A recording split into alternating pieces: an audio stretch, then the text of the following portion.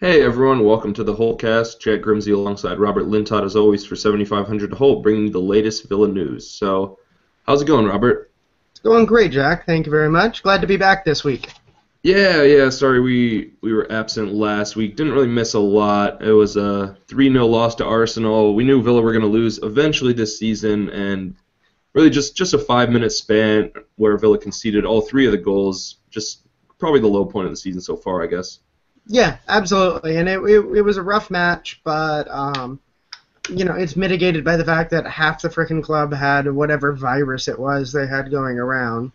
Um, Yeah, really pretty unlucky, but I mean it did just show that the team really is not invincible like maybe we would have been dreaming so, but yeah, really unlucky circumstances. I think they could have maybe taken a point against Arsenal if everyone's actually feeling okay.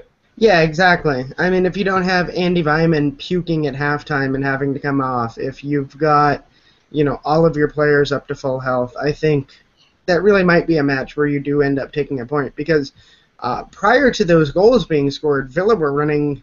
I don't want to say they were running rampant, but they certainly had control of the match.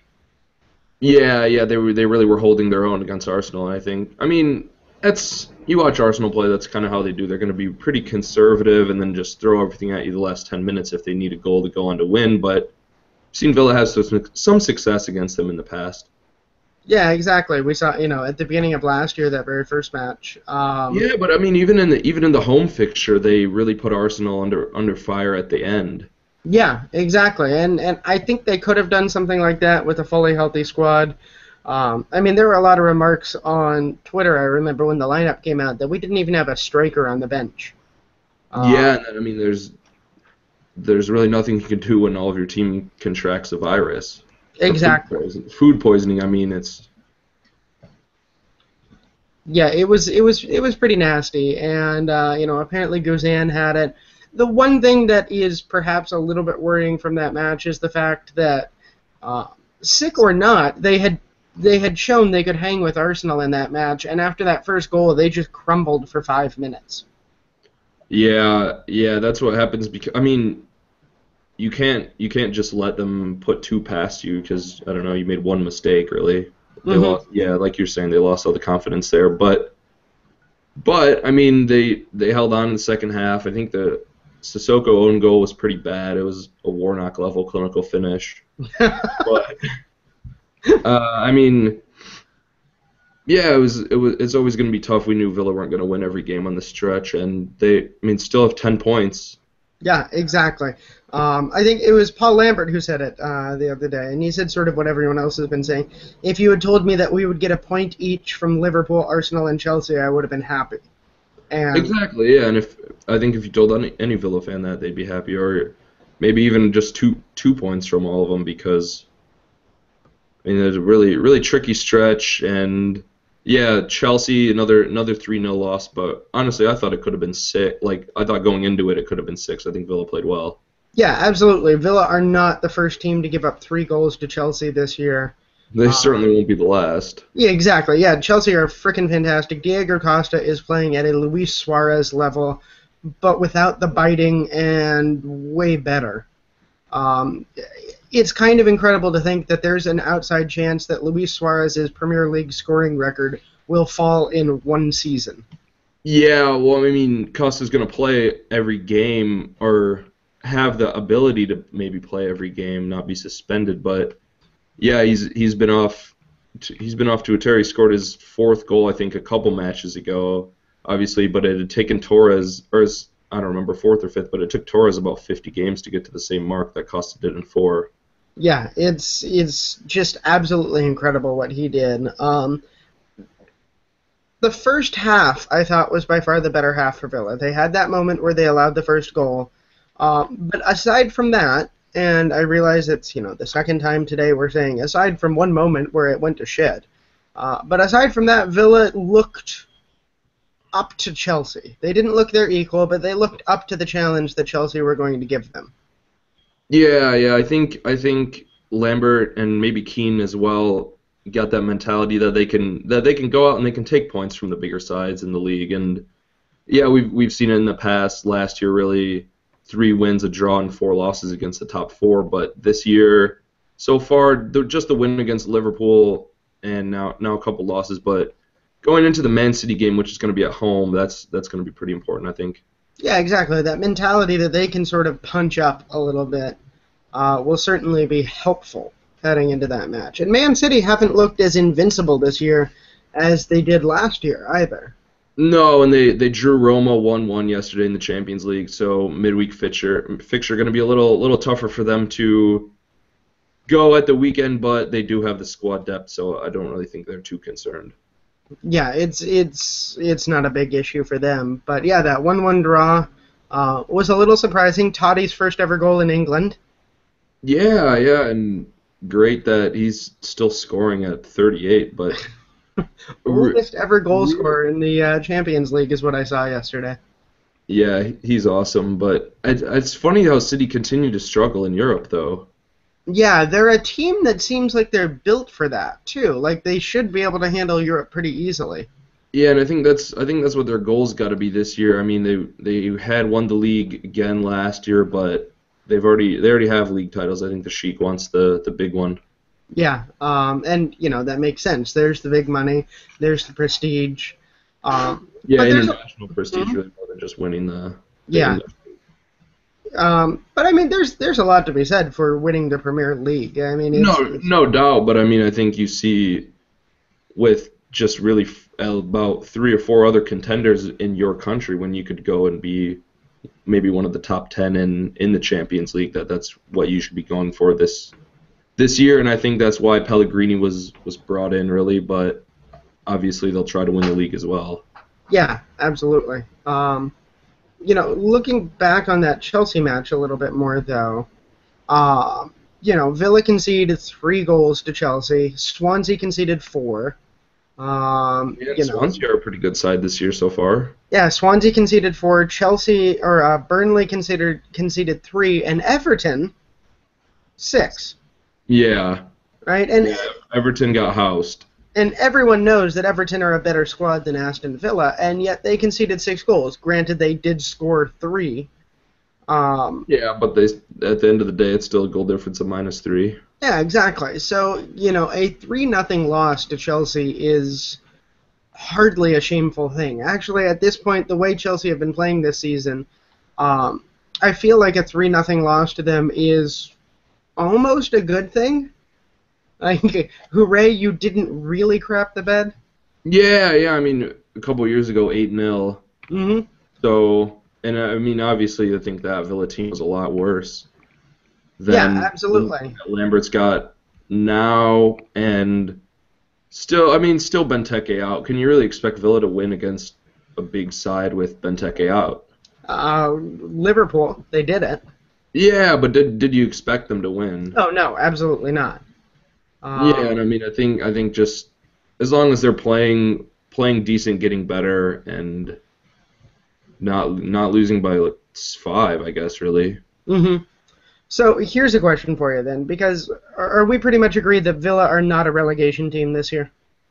Yeah, I think it'd be hard to see them going down there, especially the way they've gotten through the stretch so far and still in 6th. Yeah.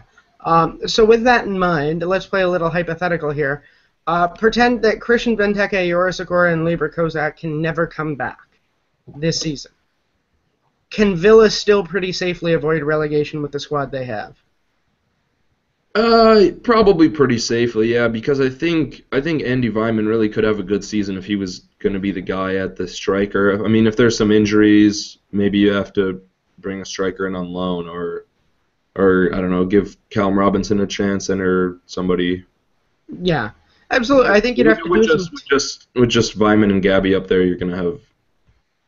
I don't know. You're not gonna score a lot. If you can keep scoring and winning by the 1-goal margin like they did early in the season, then who knows? I mean, I think the defense is better.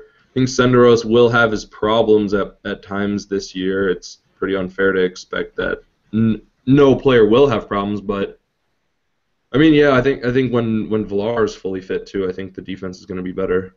Absolutely, I'd agree. I mean, we already saw this squad without Benteke, Kozak, and Okora. do pretty well against those sort of mid-table sides, the ones that they were struggling against a lot last year. Yeah, Um, yeah.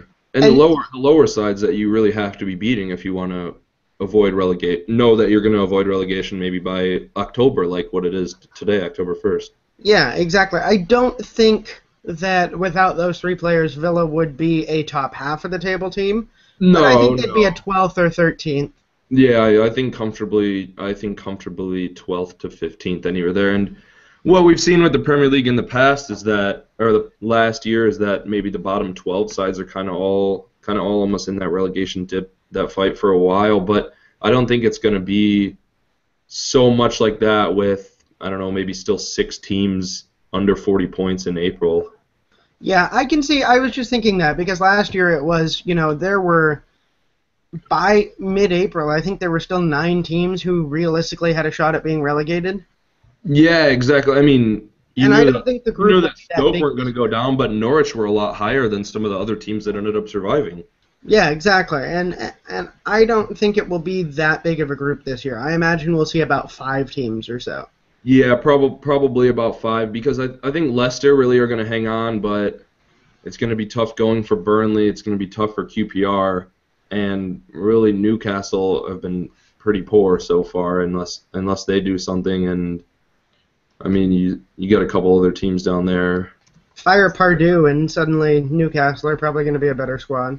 Yeah, I mean, I don't know if Pardew has a contract till 2020, but Yeah. and then And I mean you have Sunderland in 17th, and they haven't won yet, but they do have 5 draws. yeah. So I mean, Uh, they're probably gonna draw a lot of games this season, I guess. I mean, maybe stupid to say, but and I mean you have Everton even in 15th and Liverpool in 14th. So West Brom is proof that you can draw games and still stay in this league. that's true. Yeah, I mean a draw against a team that's better than you is basically always going to be a good result, I would say. Yeah. God, I hadn't noticed that Sunderland still have yet to get a win and are just 0-5-1. Yeah, just chilling there with 5 points, not really worried about getting down because if you get about a point from every game, you're going to be able to stay up with 38. And that's what Villa did last year. Yeah, yeah. So, I mean, yeah, I think Villa going to be safe, but honestly, obviously, really too early to call who's going to go down.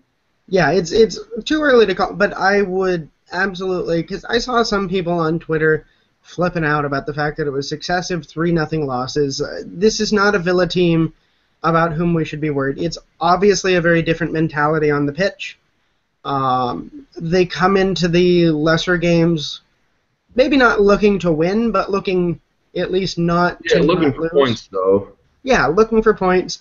It's a different mentality than we saw. Maybe it's the Roy Keane factor. Maybe Lambert changed things. Maybe it's having some of those experienced players in the squad that we didn't have last year. Yeah, I mean, I never really bought that argument because I don't know how much. I mean, Kieran Richardson and Felipe Senderos have been good, but bringing people in from a side that got relegated, like, oh, it's such a great experience. Yeah. I mean, But I mean, there you've also had the Hutton impact, which God, I still can't believe we're saying that. yeah, I think that's how everyone feels about that. He was in the middle of nowhere for a couple of years, Hmm. and there he is, one of the best players in your first team. So, Yeah, exactly. It's but yeah, like you're saying, Villa don't have to go out and play Chelsea and Arsenal every week. yeah, and it's going to be nice. We're getting to the back end of this little stretch here. You get Manchester City, and then you get a week off, and then you get Everton at Goodison Park, and Everton are a good squad, but they haven't looked incredible yet this year. No, and I think they're going to be having a Europa League game that week, hopefully. Yeah, Because exactly. So they're, is that a Sunday? Kevin Morales has injured his hamstring. It's probably going to be a pretty lengthy absence for him. No, they won't have a Euro League game. That's because it's a Saturday. But Okay. yeah, I mean, I think their squad's really thin. I think buying Lukaku is probably a good move long run. But this season, I think they'll finish a bit lower than they did last season, just because they spent so much money on one player. Hmm. Exactly. I think it's going to be tough for them. So, Everton, when we first looked at this stretch, looked like another death team. Our only break in this little run was QPR. And the way they've been playing, it suddenly looks as if maybe Everton are not a break, but a chance for a draw, like a realistic chance for a draw. Yeah, yeah. I think a draw would be still a great result at Everton. Yeah, absolutely. And I mean, a draw at any away park is generally a good result. Yeah, I think so. And yeah, like you said, that's going to be right after another international break, or is Hmm. that a FA Cup? It'll be just after the international break, Okay, which is so why they don't have the Europa match that yeah, week. okay, yeah, yeah, obviously, but yeah, Benteke will definitely be back for that. So Hmm. I think it's realistic to try to expect a point out of that. But yeah, this week early we had the U21 match or the reserve league match, I guess, too. Benteke getting some playing time there, a couple other injured players like Yora Sakura, and then Shea Given and Joe Cole playing with Jack Grealish as well. So maybe a little bit of first team chemistry there in that U21 match. Yeah, absolutely. And the really encouraging thing is that all of those players, at least according to the official site, we didn't get to see it, obviously, but all of those players were playing exceptionally well, it seems like. Yeah, yeah, and yeah, Benteke scored a penalty, and he only played for 60 minutes, so that's good. I mean, still going to be getting up to match fitness. I don't know if we'll see him the whole game against Man City this weekend. Yeah, it would be a little bit shocking to see him the whole game against Man City. But in a weird little thing, the website I use to sort of keep track of injuries is Fantasy Football Scout. And Okay. for the and I look at them and I look at sort of a physio room. Yeah, yeah. I usually look at Physio Room, but I've seen theirs as well. But for the first time this season on Fantasy Football Scout, Benteke is not listed amongst Aston Villa's injured. Yeah, and I mean I've been writing that fantasy column, and it hasn't had a lot of success, but yesterday actually a lot of people read it, and I think that's because Christian Benteke is coming back. So I took your advice. I picked that- him up yesterday. that's why I said pick him up. I mean he's the same price as Jovetic, who is I don't know. I have him also for whatever reason, even though he's basically second or third choice at City. But I don't know. He's three cheaper than Falcao, and Falcao's going to have to split time with Rooney and Van Persie most likely, Yeah, exactly. to some extent. But yeah, scores from the spot yesterday. Joe Cole scores yesterday. And of course, that great Villa reserve who we're also excited about, Thomas Strain, scores yesterday. Yeah, so I mean, I think anytime you can get a 3-0 win, it was over Bolton and just the U21s, but still got to be a good confidence boost. And yeah, I'm looking at Physio Room right now actually, and it says Benteke could be back Yeah, this weekend, I guess, for the 4th of October, same as Ron Vlaar, and Kozak still pushed back to the first week in November, but I don't really think that's too big of a worry for Villa right now. It'd be nice to have him back, but yeah. they've got him back without him, honestly. I I have to imagine once we get both Benteke and Kozak back that the two striker pairing up top becomes those two, right? Yeah, I mean, maybe not necessarily. At times, I think you could see it, but you could also see either of them, I think, with Vyman playing off or with Gabby playing off and trying to run in behind because either of those guys are going to be able to get their head on a punt from Guzan. So, Yeah, that's true. but yeah, if you need a goal, go double battering ram with those guys and play Grealish on the left and Zogby on the right and just whip the ball into the area. Yeah. I think that would actually work pretty well. Also from that U21 match, there were Twitter reports that apparently Akora was contributing pretty heavily in attack. He apparently had a ball in from Benteke that he nearly made. And that sort of answers some of our questions. There was an article on Sunday with Paul Lambert saying that Yoris Akora was nearly back to match action for Aston Villa. He didn't make the bench against Chelsea, which is weird. So there's the half of it where Lambert is saying he's nearly back, but he's made the bench a few times already this season. Yeah, and I think it's been that he maybe would have been available in an emergency, but when you have someone who's not at full match fitness, you don't want to sub them on because that's a risk that you have to sub them off. Yeah, exactly. And he, by all accounts, looked very, very good in the U21 match. With Lambert's remarks, I would expect to see him on the bench this weekend, regardless of what happens with Vlar. Yeah, I think so as well. And I mean, Nathan Baker had a good game a couple weeks ago. Yeah, probably possible man of the match. But I mean, we've seen Kieran Clark since then, and I'm not sure how many Villa fans ever want to see him again. Baker had moments of looking decent against Chelsea, and he had moments of looking like the Baker of old. Exactly, and I think Baker actually has more potential than Clark now. He's a pretty big guy, and as long as he doesn't injure his head, he's good aerially, I think, and becoming more competent just as a defender. As a whole, they're still both really young though. So. Plus, I hope Roy Keane doesn't hear this, but Baker has the most handsome beard on the entire team. Yeah, I don't know. Keane might take some offense to that. Apparently, he's still scaring Gerard Piqué from when they were both at Manchester United. Got an article on that going up, or it just went up today actually, yesterday from when you'll see this. But I think that's hilarious. And you think the influence of Keane at Villa has been pretty positive? I would say so. I mean, it's hard to say it's not because they've had results, right? But yeah, exactly. But it's one of those things that is a causation or correlation here.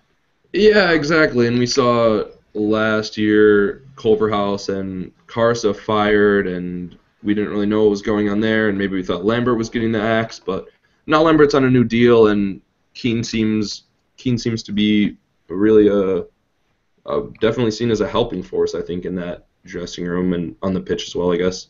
Yeah, absolutely. He certainly has become sort of the figurehead for Aston Villa. Almost everything I've been reading lately, when jokingly referring to Keane, it's bad cop and badder cop, because Lambert's become a little bit of an ass lately, which I kind of enjoy.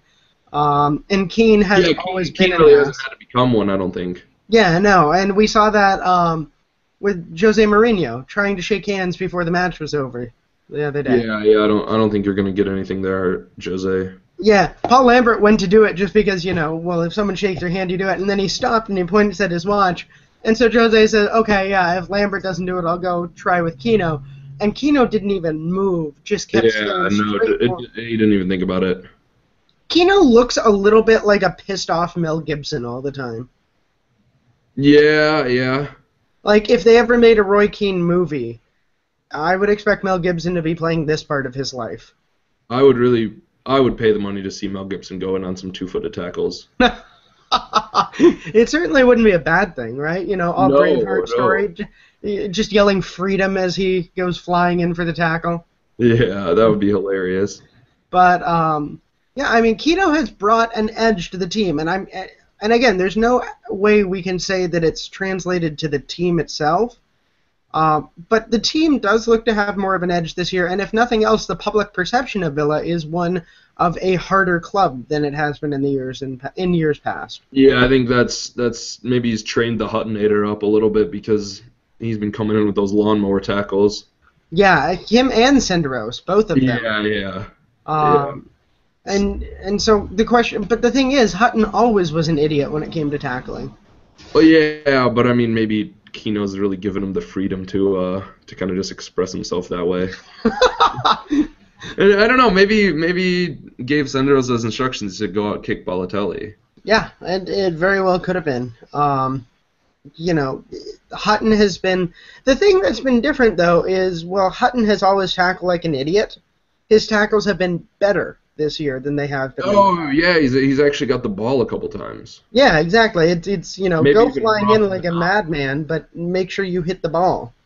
Yeah, and I mean, it's good to see Hutton doing well, but for Matt Lowton, it's kind of weird. And Bakuna, we don't really think he's a right back anyways, but I mean, he just played there last year, but obviously his defending leaves a lot to be desired.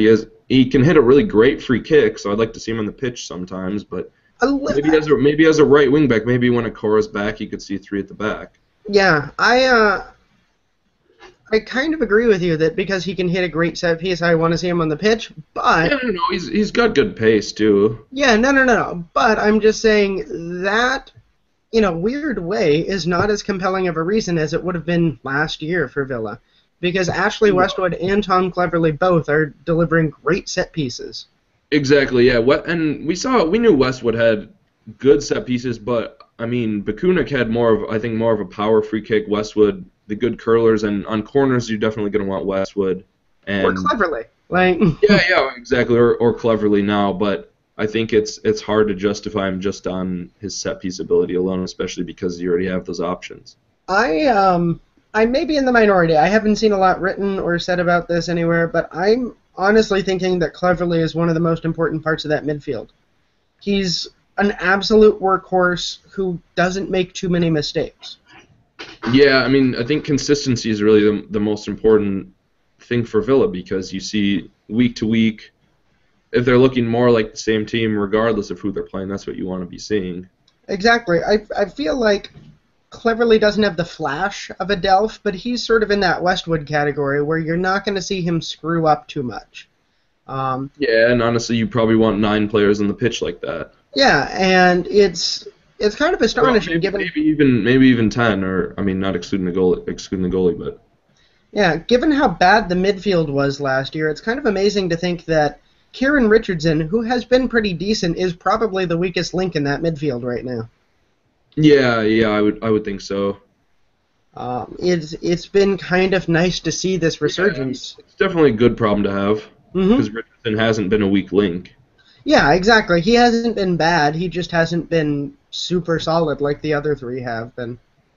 Yeah, so I mean, yeah, I think you have to be pretty happy with the summer transfer business now, especially looking back on it. I mean, it would have been nice to have a good striker going from day one. I mean, but I mean, maybe you thought Darren Bent could do it. Obviously, that's not been the case so far. But Vyman and Igbanlo have had success. Yeah, it's upsetting because Darren Bent looked in preseason like he might be able to do it. And He had a couple opportunities.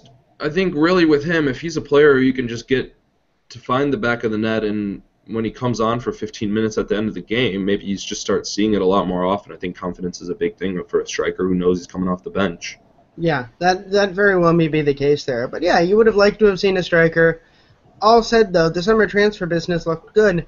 And there were reports this week that Lambert expects to have money available to him in January, too. Yeah, I think so, especially because the Cleverly deal ended up being a loan. Yeah, And I you wonder, don't need to spend your money in January if you have it, which I mean that's always what you want is the option though. I wonder how much of that available money would go towards just buying Cleverly. Because at this point, would you pick up the option on Cleverly? I think you would, and if we see what we've seen from him so far all the way through January, you definitely pick the option up on Cleverly. Yeah, exactly. You got to be wary of sort of the Ryan Bertrand disappearance bit. Yeah, no doubt, but I mean I think we kind of knew what we were getting with Cleverly more than Bertrand. You saw how Cleverly played at Wigan for like maybe a whole season on loan rather than what he did in a little bit at United. And you saw Bertrand make like a cameo in the Champions League final, but really not a whole lot else than that. Yeah, and I And I think mean Bertrand's doing really well at Southampton this year as well. So it's not to say that he's not a really quality player, but it's just I mean maybe he was a bit lethargic too after he realized that Villa weren't going anywhere last year, yeah, that very well could have been and that he wasn't going to get mega money there. it. I've liked the positioning of Cleverly thus far, just sort of a little bit forward and to the right. I mean, not right of center, No. not right wing or anything like that. Yeah, just opposite Dolph from the left, Yeah, basically. exactly, and I think that's been a really good pairing. I would Um, almost like to see them ahead of Sanchez and Westwood, maybe a little more.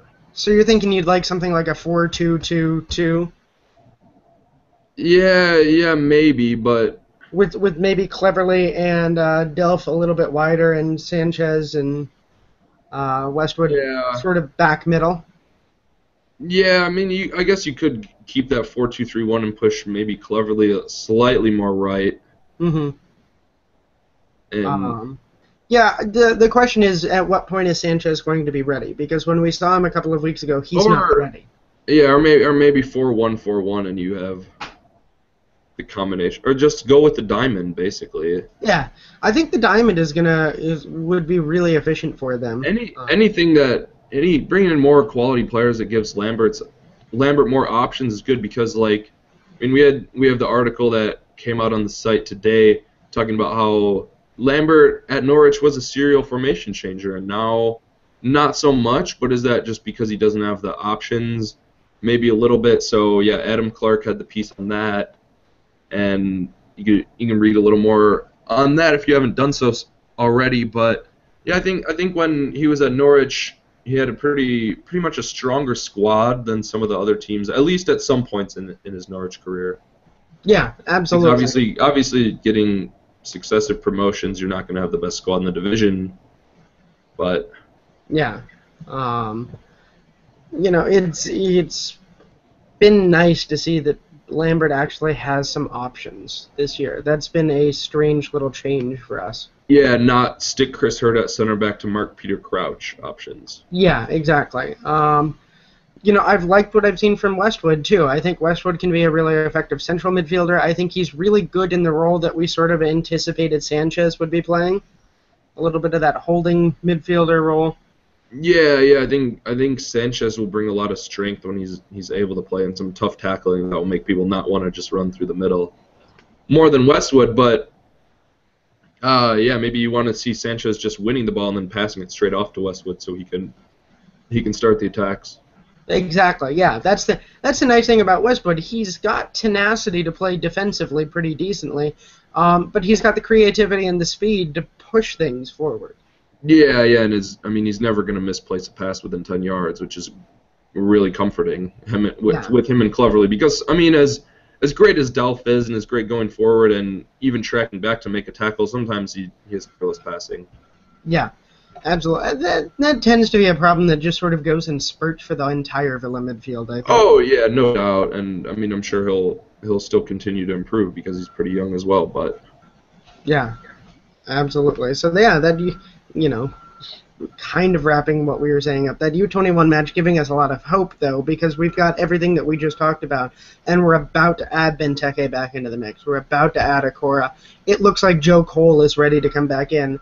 And I think Joe Cole can be useful. He's not, obviously we knew he wasn't going to start every game for Villa, so if he's able to have a positive impact on, I don't know, maybe 20 games this season, that'd be great. Ask the same question for two different players. Joe Cole, do you use him as a starter or as a sub? I think it depends on the situation. If you are just not able to do anything the first half, maybe you put him on because you need someone who can play an incisive pass. Okay. And then this weekend against Manchester City, Christian Benteke, let's pretend you can only get 45 minutes out of him. Do you give him first half or the second half? I think you got to give him the second half because Villa's defense has shown that excluding Arsenal and Chelsea, they've been really able to hold on a lot the first half. More than last year, I think, when they could concede one and then come back and score two. Mm-hmm. And then I guess if you need the two, you have Benteke for the second half. Yeah. But yeah. I think this weekend it would be good to start Cole just because he's had some of the big game experience, maybe more. I guess if you buy that. Yeah, no. If there were a place to start him, it would make sense this weekend. My only question at that point would become, who does he displace? I would hope if you started Cole, he would come in place of Richardson, maybe. Yeah, I think Richardson or Bonlahor, because if you need Benteke, you maybe don't need two strikers, or if you're going to have Benteke. But then again, I don't know if Benteke will be able to go 90. So yeah, maybe you do a second half switch that puts Cole and Benteke in place of Vyman and Bonlahor. Yeah, that being said, though, if you start Benteke, you give him the first 45, and he says, okay, maybe I can give you another 20. Mm-hmm. Just because you had that little bit of a break, but I don't know, pretty tough situation. If he's not going to be able to get 90, though, I think it's not even worth it to play him because I'd rather have him at 100% for Everton than even at 90% for City and possibly get injured. Exactly. Yeah, I would much rather see Lambert have an overabundance of caution because even if I think he has done so far. I think he's shown that with Akora also. So it's encouraging. But even if you have a Villa squad starting Benteke, starting Vlar with Akora on the bench, if you had even that squad at 100%, would you expect to get a point from Manchester City? No, I don't think you can. Exactly. It is at home. Realistically, you'd like to expect that you can get a point.